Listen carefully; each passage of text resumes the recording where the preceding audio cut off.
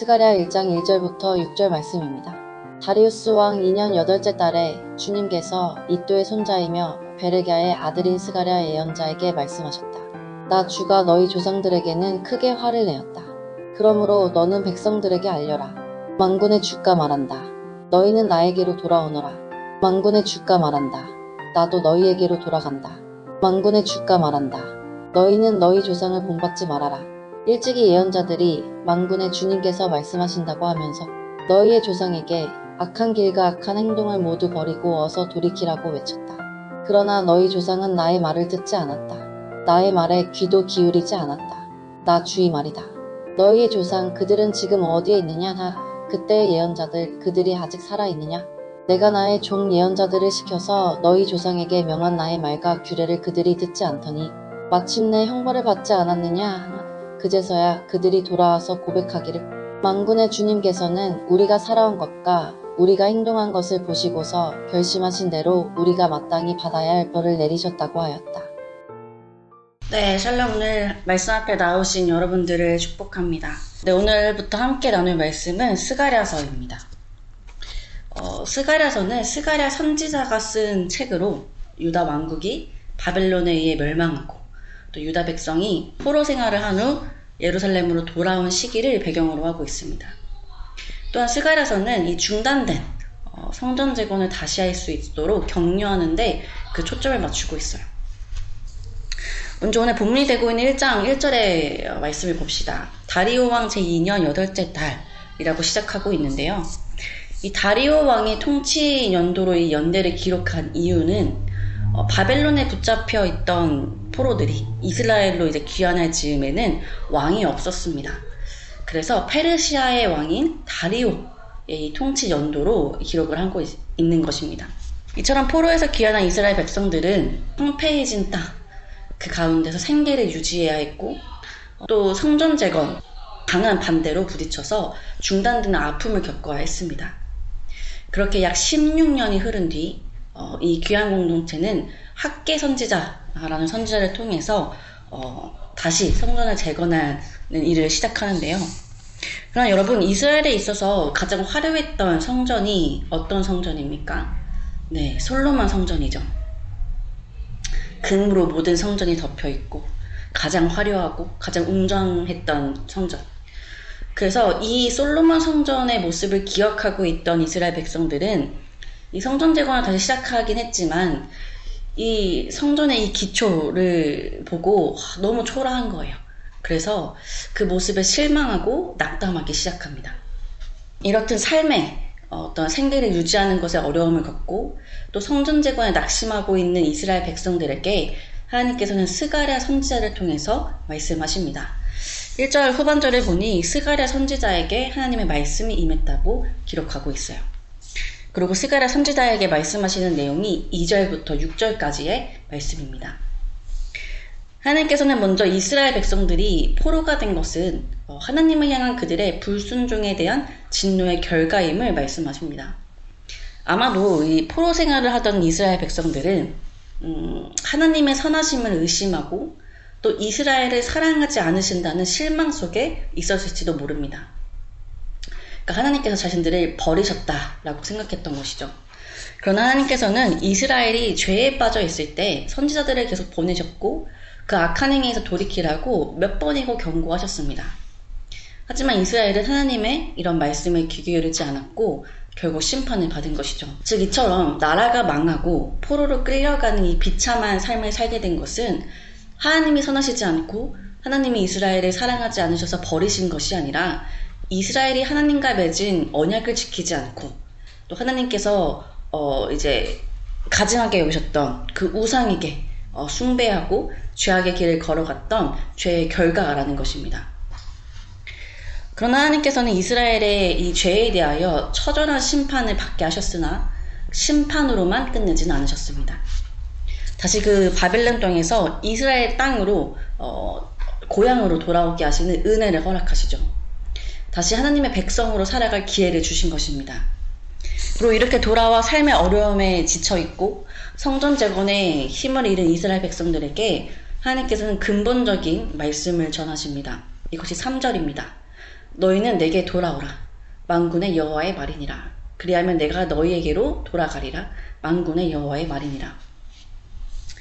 여러분, 이미도 이스라엘 백성은 하나님의 은혜로 이스라엘 땅으로 돌아온 상태입니다. 16년 그 이상의 시간이 지난 상태인데, 그렇다면 하나님께서 이스라엘 백성들에게 돌아오라고 말씀하시는 것은 어떤 의미일까요? 하나님께서 이스라엘을 다시 이스라엘 땅으로 돌아오게 하신 것은 단순히 그들의 몸만을 돌아오게 하신 것이 아닙니다. 이스라엘 백성의 마음까지도 하나님께서 돌아오는 것이 진정한 귀환의 의미겠죠. 그렇게 하나님께서는 이제 몸뿐만 아니라 이스라엘 백성의 마음까지도 하나님께 돌이키라고 말씀하시는 것입니다. 이것이 이스라엘 백성들이 지금 가장 먼저 해결해야 할 문제라는 것이죠. 그 4절과 같이 이스라엘 조상들은 이사야나 하박국이나 예레미야 등 이 포로기 이전에 선지자들이 경고했던 악한 길과 악한 행위에서 떠나지 않았습니다. 그러나 이제 포로에서 귀환한 이스라엘 백성들은 이러한 선지자들의 경고와 같이 그 악한 길과 악한 행위에서 돌이키라고 말씀하고 계세요.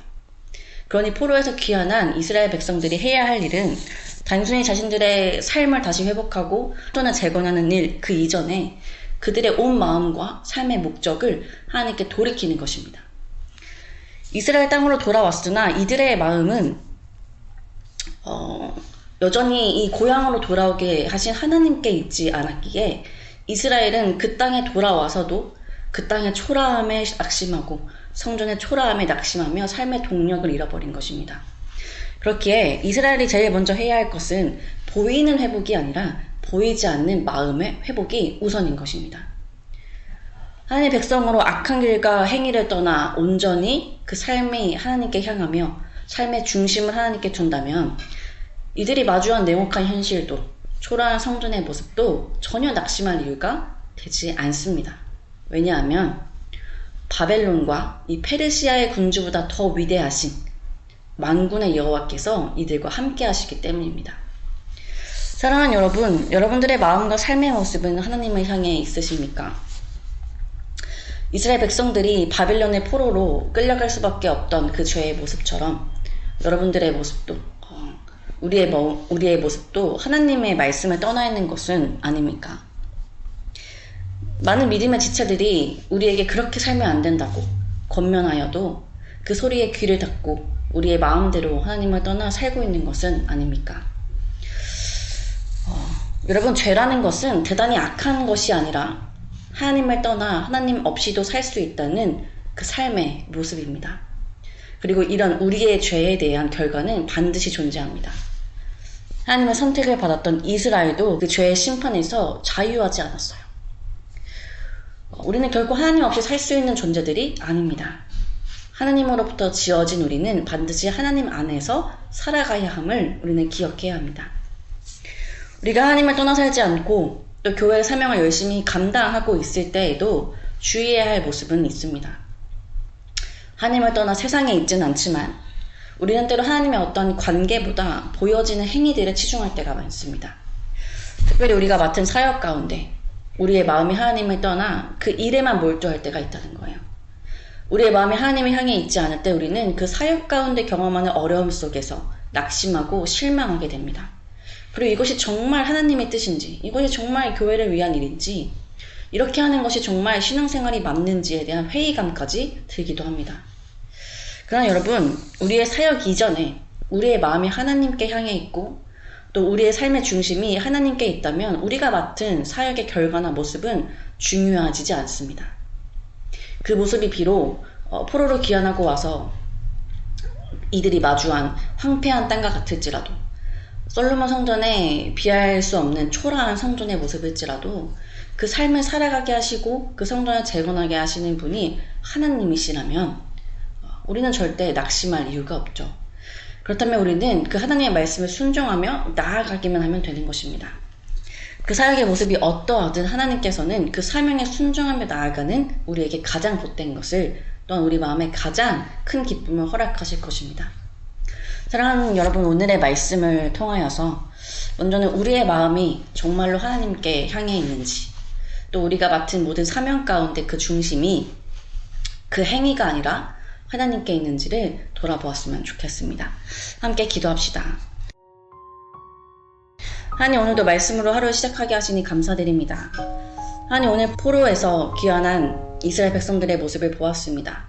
하나님께서는 먼저 몸은 돌아왔으나 마음은 아직 하나님께로 돌아오지 않은 이스라엘 백성에게 돌아오라 말씀하셨습니다. 주님, 우리도 교회에는 나오고 신앙생활을 하나 우리의 마음이 주님이 아닌 세상에 있는 것은 아닌지 돌아보기 원합니다. 또한 이스라엘 백성들이 삶의 모습과 초라한 성전에 낙심했던 이유는 그들의 중심에 하나님이 계시지 않았기 때문임을 발견합니다. 주님, 우리에게 주어진 모든 사명의 자리 가운데 우리가 그 사명의 모습이나 조건들을 보며 낙심하는 것이 아니라 그 사명을 주신 하나님, 그 사명 가운데 함께 하시는 하나님을 발견할 수 있도록 인도하여 주시고 우리의 힘이나 경험이 아닌 하나님께 의지하여 부르심의 자리를 잘 지킬 수 있도록 인도하여 주옵소서. 오늘 하루 각자의 삶으로 나아가는 주의 청년들의 발걸음과 모든 하루의 시간 가운데 함께하여 주셔서 우리의 모든 몸과 마음이 하나님을 향해 있기를 소망합니다. 우리를 날마다 죄에서 돌이키시는 그 예수 그리스도께 감사드리며 귀하신 이름 예수님의 이름으로 기도드립니다. 아멘.